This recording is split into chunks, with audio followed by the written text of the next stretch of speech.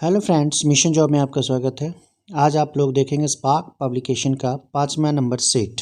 पहला प्रश्न कहता है माई अनफॉरगेटेबल मेमोरीज किसकी आत्मकथा है। तो यह हो जाएगा ममता बनर्जी। ममता बनर्जी की आत्मकथा है माई अनफॉरगेटेबल मेमोरीज। उसके बाद नंबर दूसरा देखें। दूसरा कहता है ताप उत्क्रमण होता है। कब होता है? तो यह ऋणात्मक ह्रास दर पे होता है। तीसरा देखें, इसमें कहता है कौन सा प्राकृतिक बहुलक है। तो सेल्यूलोज हो जाएगा, पढ़े होंगे आप। चौथा नंबर यहाँ देखें, अनापेक्षित ईमेल या फिर जंक मेल क्या होता है ये पूछ रहा है। तो इसका सही जवाब हो जाएगा स्पैम।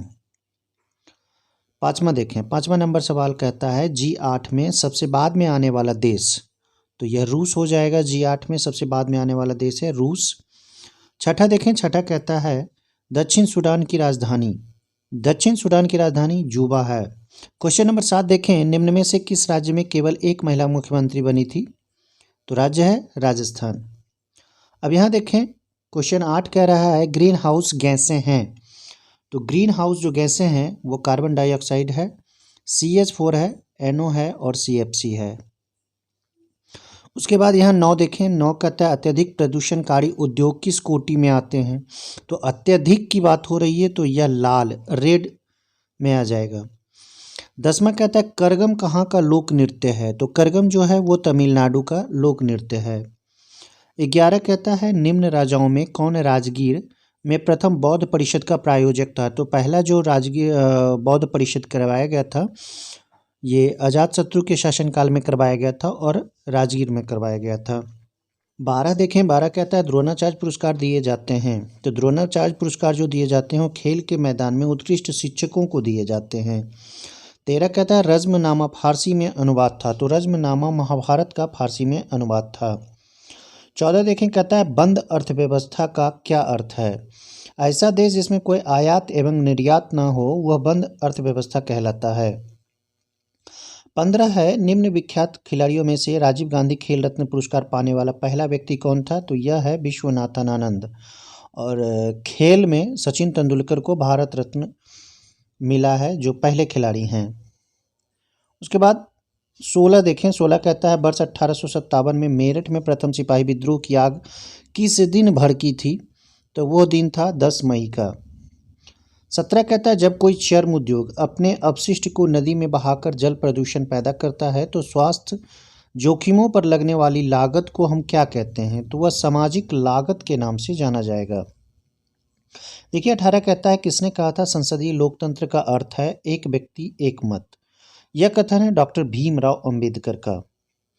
19 कहता है श्रम विभाजन की धारणा का समर्थन किसने किया था। तो यह स्मिथ के द्वारा समर्थन किया गया था। 20वां नंबर सवाल कहता है प्रकाशीय दूरबीन की अपेक्षा रेडियो दूरबीन अच्छे होते हैं क्योंकि वे मंद मंदाकिनियों गैलेक्सियों का पता लगा लेते हैं जो प्रकाशीय दूरबीन नहीं कर सकते। ये देखिए सही है। वो मेघाच्छादित परिस्थिति में भी काम कर सकते हैं, ये भी सही है। वे दिन और रात के दौरान काम कर सकते हैं, ये भी सही है। यानी कि आपका डी सही जवाब होगा।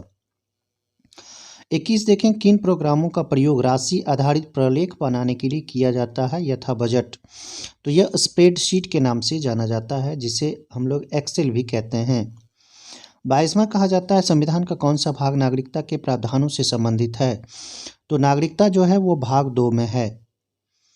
उसके बाद आगे देखें 23 कहता है लोकतंत्रीय विकेंद्रीकरण का आशय है। तो लोकतंत्रीय विकेंद्रीकरण मतलब हो जाता है स्थानीय सरकार। 24 निम्न में से कौन सा हड़प्पा व्यापार केंद्र था। तो लोथल था।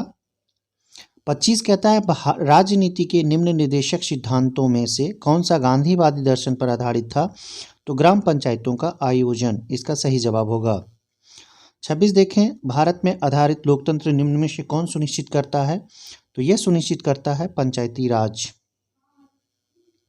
अब 27 देखें जब्ती प्रणाली के अंतर्गत वास्तविक उत्पादन का कितना अंश राज्य की मांग के रूप में निर्धारित किया गया था। तो वह था 1/3।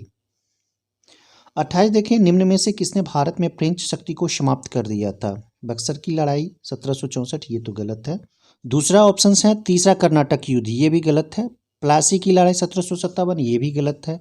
बांडीवास का जो युद्ध हुआ था 1760 में, इसमें फ्रांसीसी लगभग समाप्त हो गए थे और अंग्रेज यहाँ से शक्तिशाली रूप में उभरे थे। अब यहीं पे 29 देख लें, कर्क रेखा नहीं गुजरती है। भारत बांग्लादेश और म्यांमार से तो होकर गुजरती है, लेकिन पाकिस्तान से नहीं गुजरती है। भारत के 8 राज्यों से होकर गुजरती है, ये भी ध्यान देना है। उसके बाद देखें 30 नंबर। 30 कहता है विकासशील देशों की निम्न समस्याओं में से कौन सा सही नहीं है। पहला कहता है औद्योगिक विकास का निम्न स्तर, ये तो सही है। अर्थव्यवस्था की विविधता का अभाव, ये भी सही है। वृद्धावस्था वाली आबादी का उच्च अनुपात, देखिए यहाँ गलत हो जाता है। दुर्बल औद्योगिक आधार, ये ठीक है। अब आगे देखें 31 नंबर कहता है कौन सी नदी दक्षिण से उत्तर की ओर बहती है, तो यह नदी सोन नदी है जो कि गंगा में मिलती है। अब 32 कहता है कलिंग युद्ध के बाद निम्न में से किसने महाराज अशोक के रूपांतरण को दर्ज किया। देखिए कलिंग युद्ध के बाद का जो वर्णन किया गया है वो शिलालेख जो है वो 13वां में है। उसके बाद 33 कहता है हर्षवर्धन की आरंभिक राजधानी, तो हर्षवर्धन 606 ईस्वी में राजगद्दी पर बैठा था। थानेश्वर इसकी पहली राजधानी थी, बाद में इसने कन्नौज से राजधानी बनाया था। हर्षवर्धन के बारे में आप जानते होंगे, थोड़ा सा इस पे पढ़ लें, क्वेश्चन बनेगा इससे। पुलकेशिन द्वितीय ने नर्मदा के नदी के तट पर इसे हराया था, ये भी याद रखना है। 34 कहता है जैव उर्वरक कौन सा है, तो जैव उर्वरक की बात हो रही है तो एजोस्पिरिलम है, ठीक है। अब एसटीएच हार्मोन जो होता है वो कहाँ से स्रावित होता है ये बताना है, तो यह स्रावित होता है पीयूष ग्रंथि से। 36 देखें आमाशय ग्रंथियों की पेप्सिन स्रावित कोशिकाएं हैं, तो ये मुख्य कोशिकाएं मानी जाती है। 37 कहता है साबुनीकरण एक प्रक्रिया है जिसके द्वारा साबुन बनाया जाता है। अब 38 देखें चालिनी पट्टिका एक भाग है, किस चीज़ का भाग है, तो यह फ्लोएम का भाग है। 39 कहता है ऑस्ट्रेलिया में प्रभंजन जिसे हरिकेन कहा जाता है वह बिली बिली का एक रूप है। क्वेश्चन यहाँ देखें व्यर्थ भूमि के अंतर्गत अधिकतम क्षेत्र वाला राज्य है, तो व्यर्थ भूमि की बात हो रही है तो जम्मू कश्मीर में है ये। अब यहाँ देखें 41 कहता है छाया मंत्रिमंडल किसकी प्रशासनिक व्यवस्था की विशिष्टता है, तो यह ब्रिटेन में पाया जाता है छाया मंत्रिमंडल। 42 कहता है गौतम बुद्ध का जन्म स्थान किसके द्वारा अंकित किया जाता है, तो इसको ए माने। अशोक का जो रुमिनदेई स्तंभ है उसमें इसका वर्णन है। 43 नंबर कहता है भारतीय अशांति का जनक, तो भारतीय अशांति का जनक किसे समझा जाता है, बाल गंगाधर तिलक को। क्वेश्चन देखें यहाँ पे ब्राह्मणों पर भी जजिया कर लगाने वाला दिल्ली सुल्तान कौन था, तो दिल्ली का सुल्तान कौन था, वो फिरोज तुगलक। देखिए दोस्त आप इसका सिलेबस पढ़े होंगे, सिलेबस में तुगलक वंश में मोहम्मद बिन तुगलक और फिरोज तुगलक को जरूर पढ़ें, उससे प्रश्न बनेंगे। खिलजी वंश में अलाउद्दीन खिलजी को पढ़ना है। गुलाम वंश में इल्तुतमिश और बलबन को पढ़ना है, याद रखना है। मुगल वंश अगर आप आएँ तो उसमें अकबर, शाहजहाँ और जहांगीर को जरूर पढ़ें। उसके बाद ये तो ऐतिहासिक हो गया। उसके बाद आप 1857 की क्रांति से आप शुरू करके भारत की आज़ादी तक के पूरे इतिहास को आप पढ़ें मॉडर्न इंडिया के अंतर्गत। इससे भी पहले थोड़ा सा आप देख लें वायसराय को, जितने भी वायसराय हैं हुए, गवर्नर जनरल हुए, तो सबको एक नज़र से देख लेना और उसके प्रमुख किए गए कार्यों को देख लेना है, यानी कि उसकी अवधि में किया गया कार्य को देख लेना है, ठीक है। प्रमुख आंदोलन को देख लेना है, महात्मा गांधी के जीवन को देख लेना है, खास करके कांग्रेस को देख लेना है, कांग्रेस के मुख्य अधिवेशन को देखना है, उसमें जो फैसले लिए गए हैं उसको देखना है। तो ये सारे सिलेबस में है मेंस दरोगा में, इसलिए इसे आप देखना ना भूलें। उसके बाद आगे हम लोग देखेंगे 45 नंबर मानव शरीर में विकिरण यानी कि एक्स किरण और गामा किरण के कारण जो क्षति होता है उसे किस में मापा जाता है, तो रेम के नाम से जाना जाता है। 46 बोला जाता है गौतम बुद्ध ने अपना प्रथम धार्मिक उपदेश तो यह सारनाथ में दिया था जो कि उत्तर प्रदेश में है। 47 ऑक्टेन संख्या के लिए किस यौगिक का न्यूनतम मान होता है, तो यह सी हो जाएगा एन हेप्टेन। पत्ता गोभी खाद्य पदार्थ का संग्रह कहाँ करता है ये बताना है, तो यह पत्तियों में किया जाता है। अब देखें 49 राइडर कप किस खेल से खिलाड़ियों को दिया जाता है, तो राइडर कप गोल्फ से संबंधित है। अब 50 यहाँ देखें 50 कहता है ताजे पानी का हिमांक बिंदु, तो हिमांक बिंदु जो होता है वो 0 डिग्री सेंटीग्रेड होता है, यहाँ देखें 51 निम्नलिखित में से क्या सही नहीं है ये पूछ रहा है। PIL पब्लिक इंटरेस्ट लिटिगेशन, देखिए ये सही है। NGT नेशनल ग्रोथ ट्रिब्यूनल ये गलत है। मिनिमम सपोर्ट प्राइस MSP ये सही है। NMA नेशनल मॉन्यूमेंट्स अथॉरिटी ये भी सही है, तो आपका बी सही जवाब हो जाएगा। बामन देखें, बामन कहता है अमेरिका में शीतलहर की वर्तमान अवधि का कारण क्या है, तो यह कारण है ध्रुवीय बवंडर। अब देखें यहाँ पे 53 नंबर, 53 कहता है भारतीय दंड संहिता IPC की कौन सी धारा समलैंगिक लंपट गे जिसको बोला जाता है उभय लैंगिक और प्रालैंगिक LGBT समुदाय से संबंधित है, तो धारा 377, यानी कि आपका ए सही जवाब होगा। आपका ए सही जवाब होगा। उसके बाद हम लोग देखेंगे 54 नंबर, 54 कहता है पुंकेसर अपने पराग कोषों से और पत्तियों से भी किसमें परस्पर मिले होते हैं, तो यह हो जाएगा सी यूफाव्रियेसी से। अब 55 नंबर देखें, 55 कहता है भारत में पंचवर्षीय योजना बनाने की जिम्मेदारी किसकी है, इसका सही जवाब हो जाएगा योजना आयोग की जिम्मेदारी है ये। अब 56 देखें, 56 कहता है ऑब्सीडियन एंडेसाइट ग्रेबो और पैरोडाइट क्या है, तो यह चट्टान जो कहलाता है यह अंतर्वेदी चट्टान के नाम से जाना जाता है। 57 देखें, 57 कहता है उपभोक्ता संरक्षण अधिनियम 1986 में किस वर्ष संशोधन किया गया था, तो उपभोक्ता संरक्षण अधिनियम 1986 जो है इसका जो संशोधन वर्ष है ये 1993 है। उसके बाद 58 देखें, 58 कहता है खाद्यान्नों का न्यूनतम समर्थन मूल्य किस वर्ष शुरू किया गया था, तो यह वर्ष था 1964 जब खाद्यान्नों का न्यूनतम समर्थन मूल्य शुरू किया गया था। 59 देखें, यूनिक्स UNIX प्रचालन सिस्टम किसके लिए उपयुक्त होता है, तो इसका सही जवाब आप देखें बहुप्रयोक्ता कहलाता है।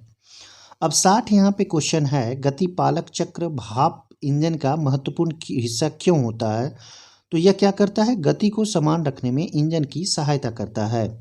61 नंबर सवाल पे हम लोग चलेंगे, मुद्रास्फीति की अवधि में सबसे अधिक फायदा किसका होता है, तो यह उद्यमी होता है जिसे अधिक फायदा होता है। 62 कहता है सीमेंट और अस्थियां दोनों में ही विद्यमान तत्व कौन सी है, तो कैल्शियम दोनों में पाया जाता है। 63 कहता है ध्वनि प्रदूषण की यूनिट क्या है, तो ध्वनि पर जो मापा जाता है वो डेसिबल में मापा जाता है। 64 देखें, 64 कहता है औषधियों में स्वापक एनेस्थीसिया के रूप में यौगिकों के किस युगल का प्रयोग किया जाता है, तो 64 का सही जवाब अगर आप जानना चाहें तो यह हो जाएगा नाइट्रस ऑक्साइड और क्लोरोफॉर्म। ठीक है। उसके बाद टेस्ला कहता है टेस्ला चुंबकीय क्षेत्र का यूनिट होता है। उसी तरह 66 देखें, 66 कहता है आभासी वृक्ष रहित विरल वनस्पति ये पाई जाती है टुंड्रा प्रदेश में। जबकि 67 कहता है लोकतांत्रिक केंद्रीकरण किसकी महत्वपूर्ण विशिष्टता है, तो यह समाजवादी राज्य की विशिष्टता है लोकतांत्रिक केंद्रीकरण। अब आगे देखें 68 कहता है किस राष्ट्रीय राजमार्ग को शेरशाह सूरी मार्ग कहते हैं, तो यह राष्ट्रीय राजमार्ग नंबर 1 है। 69 है केंद्र और राज्य के बीच केंद्रीय संसाधनों के निर्णय पर परामर्श करने के लिए राष्ट्रपति द्वारा किस निकाय का गठन किया जाता है, तो 69 का सही जवाब आप देखें ये है वित्त आयोग। 70 कहता है अम्ल बदलता है, अम्ल क्या करता है नीले लिटमस को लाल में चेंज कर देता है। 71 कहता है कौन से पादप मरुस्थल की जल दाब स्थितियों में विकसित होते हैं, तो यह जीरोफाइट के नाम से जाना जाता है। 72 देखें, 72 कहता है देहली आवृत्ति कैसी आवृत्ति है, तो यह आवृत्ति जो होता है जिसके नीचे प्रकाश वैद्युत उत्सर्जन संभव नहीं होता है। 73 देखें, 73 कहता है श्री CV रमन को किस क्षेत्र में कार्य करने के लिए नोबेल पुरस्कार से सम्मानित किया गया था, तो प्रकाश प्रकीर्णन, ये क्या था प्रकाश प्रकीर्णन। 74 है निम्नलिखित में से कौन आज़ाद हिंद फौज के संस्थापक हैं, तो आज़ाद हिंद फौज के संस्थापक सुभाष चंद्र बोस हैं। 75 देखें निम्नलिखित में से कहाँ स्तूप नहीं है, तो एकदम आसान है ये रांची है। अब यहाँ से मैथ और रीजनिंग के सवाल शुरू होते हैं। 510 में 30 संतरे 75 सेब खरीदे गए, सेब का दाम 2 रुपये प्रति सेब था, तो संतरे का औसत दाम देखिए ये बेहद आसान है। 75 दूना 150 इसमें घटा देंगे 510 में, जो आएगा उसको 30 से भाग देंगे, आपका आंसर 12 आ जाएगा। ठीक है।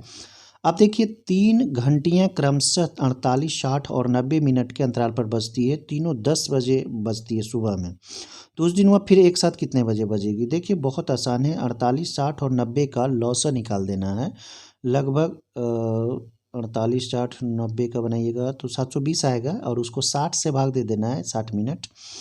तो लगभग 12×6 = 72 यानी कि 12 घंटे आएंगे। तो 10 बजे अभी बज रहे हैं तो अगला 12 घंटा के बाद 10 PM हो जाएगा, यानी कि डी आंसर हो जाएगा। 78 देखें, 78 बेहद आसान है। रीजन को कूट में 5 लिखते हैं, बिलीव्ड को 7 लिखते हैं, तो गवर्नमेंट को कूट में कैसे लिखा जाएगा? देखिए 6 अक्षर है तो 5 लिखा है, 7 अक्षर है तो 8 अक्षर है तो 7 लिखा है। तो गवर्नमेंट में 10 अक्षर है, ठीक है, 2 2 4 2 6 2 8, 10 अक्षर है तो 9 लिखा जाएगा। अब 79 देख लें। ABC के बीच 68,000 रुपया को 1/2 अनुपात 1/4 अनुपात 5/16 अनुपात में बांटे जाते हैं। अधिकतम और न्यूनतम हिस्से का अंतर पूछ रहा है। तो देखिए इसको x मान लेंगे, तो x/2 + x/4 + 5x/16 बराबर 68,000। न्यूनतम जो आएगा वो आपका 16,000 होगा और मैक्सिमम 32,000 होगा। दोनों का अंतर आप पूछा रहा है तो ये 16,000 हो जाएगा। 80 देखें, 80 कहता है एक ट्रक 640 किलोमीटर की दूरी 10 घंटे में पूरी करती है, कार वही दूरी 8 घंटे में पूरी करती है, तो दोनों का अनुपात ज्ञात करना है। तो 10 घंटे में 64 किलोमीटर हो जाएगा और ये 8 घंटे में पूरा कर रहा है, यानी कि 80 किलोमीटर प्रति घंटे होगा। तो दोनों का औसत जब हम लोग निकालेंगे तो 64/80 हो जाएगा। 8 × 64, 8 × 80, यानी कि आपका डी सही हो जाएगा, 4:5।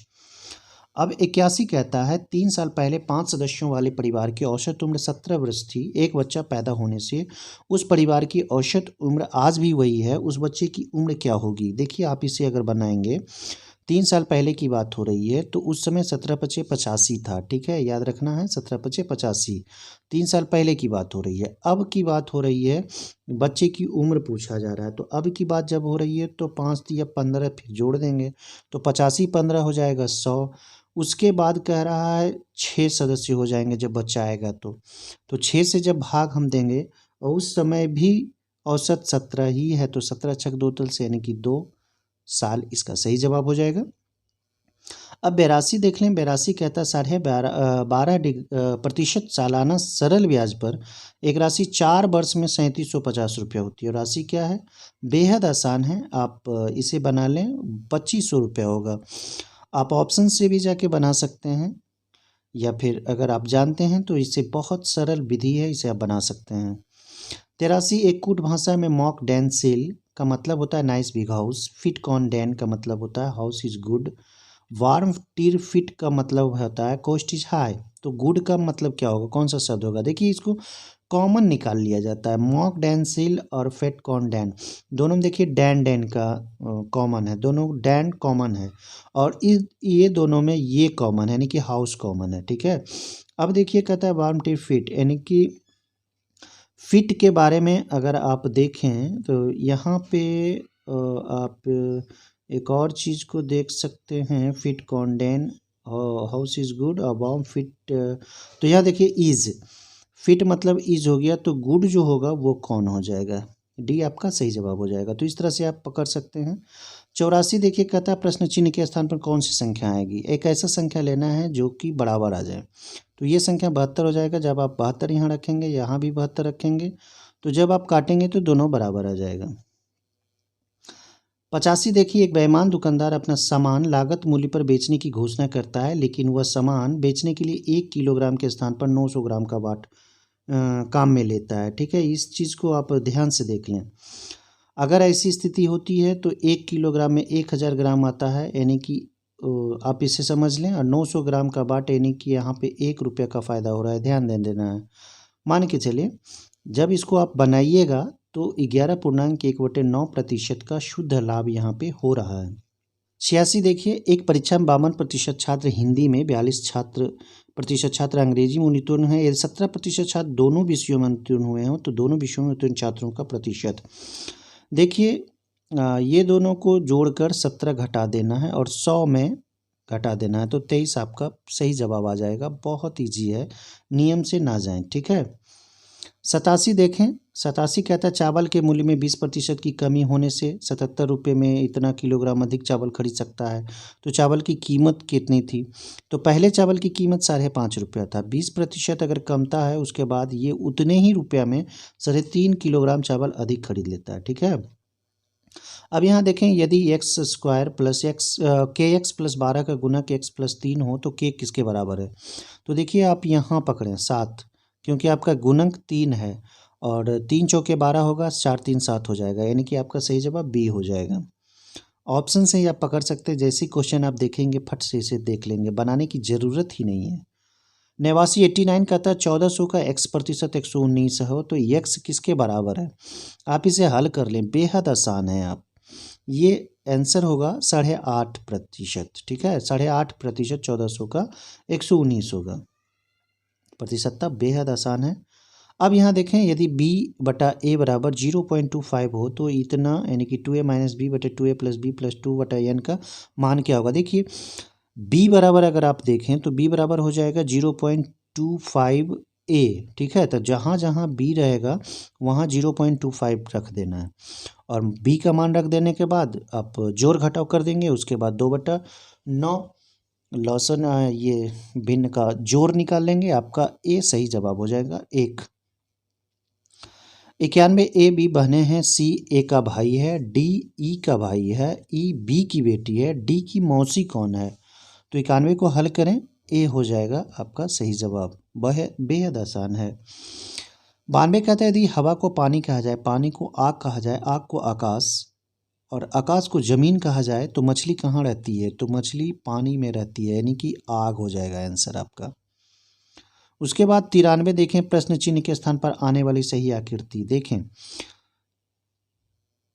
तीसरा में जो है अगर ये है तो यहाँ ये बता रहा है। ठीक है, उसके बाद यहाँ देखें ये है तो तीसरा में ये है, ये है तो तीसरा में इधर होगा, ध्यान देना है, यानी कि आंसर आपका ए हो जाएगा। उसके बाद 94 देख लें, 94 को देखें, A B C D E 5 पुस्तक है, सी डी के ऊपर है, इसको आप बनाते चल जाएं, आप बनाते जाएंगे तो बनते चल जाएगा। सी डी के ऊपर है, यानी कि डी नीचे होगा सी ऊपर होगा, उसी तरह से ई डी के नीचे है, फिर ई डी के नीचे है तो ई आ जाएगा नीचे, डी ए के ऊपर है तो फिर डी जो है ए के ऊपर चल जाएगा, डी ए के ऊपर सॉरी ए यहाँ चल जाएगा। उसके बाद बी ई के नीचे है तो बी हो जाएगा, आप सबसे नीचे पूछ रहा है तो बी इसका सही जवाब हो जाएगा, यानी कि बी आपका सही जवाब होगा। अब 95 कहता है 49 छात्रों की कक्षा में करीम का स्थान शीर्ष से 16वां है, तो 49 में जब 16 घटाइएगा तो 33 आएगा और 16वां कह रहा है, यानी कि 34 होगा। ठीक है, 16वां कह रहा है तो 34वां स्थान होगा और नीचे से जब गिनती आप कीजिएगा तो वो 34वां स्थान पे आएगा, यानी कि आपका सही जवाब 34 होगा, डी इसमें कोई नहीं है। 96 एक निश्चित कूट में डेफ को 35 87 फाइल को इतना लिखते हैं तो उसी आइडियल को कैसे लिखेंगे? तो आई बराबर 4 हो रहा है, डी बराबर 3 हो रहा है तो 4 3 हो गया, उसके बाद ई बराबर आपका 5 होता है तो 4 3 5 2 में है, ध्यान देना है। उसके बाद कहता है ए का मान हो रहा है 8 तो 8 इसमें देखिए, तो ये आपका सही जवाब हो जाएगा। 97 देखें, प्रश्नवाचक चिन्ह के स्थान पे तो 4 दोनों को गुना कर देना, फिर प्लस करके जोड़ देना, 4 दूनी 8 14 हो जाएगा। उसी तरह से 5 3 15 और 5 3 8, 15 8 23 आपका सही जवाब हो जाएगा। 3 दूनी 6 और 3 2 5, 6 5 11 हो जाएगा, आपका सही जवाब 23 हो जाएगा। अब 98 यहाँ पे देख लें, 98 कहता है यदि संबंधित चित्र में त्रिभुज जो है वो स्वस्थ है, वृत्त जो है पुरुष है और वर्ग जो है वो वृद्धों को दर्शाता है, तो पुरुषों की संख्या बताना है जो स्वस्थ है लेकिन वृद्ध नहीं है। तो ये देखिए संख्या 2 है, ध्यान देना है, क्योंकि वृद्ध जो है ये वर्ग में है लेकिन वर्ग सिर्फ पुरुष है, स्वस्थ है, तो ये 2 हो जाएगा, ध्यान देना है। अब 99 कहता है, 99 भी बेहद आसान है। एक व्यक्ति पूर्व की ओर 2 किलोमीटर चलता है, बाएं मुड़ता है। देखिए अगर आप नॉर्थ को ऊपर मानते हैं, साउथ को नीचे, ईस्ट ये हो गया, वेस्ट ये हो गया, ध्यान दें 2 किलोमीटर इधर चलेगा अगर ईस्ट की ओर, उसके बाद वो बाएं मुड़ेगा तो इधर जाएगा, ये भी 2 किलोमीटर, ये भी 2 किलोमीटर, उसके बाद फिर बाएं मुड़ता और 2 किलोमीटर चलता है, ध्यान दें। अब वो किस दिशा की ओर है? तो दिशा उसका क्या हो गया? पश्चिम दिशा हो गया, ध्यान देना है। बी आपका सही जवाब हो जाएगा। अब 100 और आज का लास्ट देख लें। श्रीमान एक्स की आयु अपनी पुत्री की वर्तमान आयु से दोगुनी है। यदि पुत्री की वर्तमान आयु 20 वर्ष है तो श्रीमान की आयु हो जाएगी 40 वर्ष। ध्यान से देखें आप, 20 और 40 हो गया। कितने वर्ष पूर्व एक्स की आयु अपनी पुत्री की आयु से तिगुनी थी? तिगुनी की बात हो रही है तो ये 10 वर्ष पहले हो जाएगा, यानी कि आपका सी जवाब हो जाएगा। 10 वर्ष पहले ये 30 था और 10 वर्ष पहले ये 10 थी, तो 10 दिया 30 हो जाएगा, यानी कि आपका ऑप्शन सी सही है। तो दोस्तों वीडियो कैसा लगा लाइक और कमेंट जरूर करें। कमेंट ज़रूर करें दोस्तों, कमेंट से ये पता चलता है कि आप कितने गंभीर हैं इस वीडियो के लिए। और हाँ दोस्तों, वीडियो को शेयर करें। अभी तक सब्सक्राइब नहीं किए हैं तो सब्सक्राइब जरूर करें। धन्यवाद दोस्तों देखने के लिए।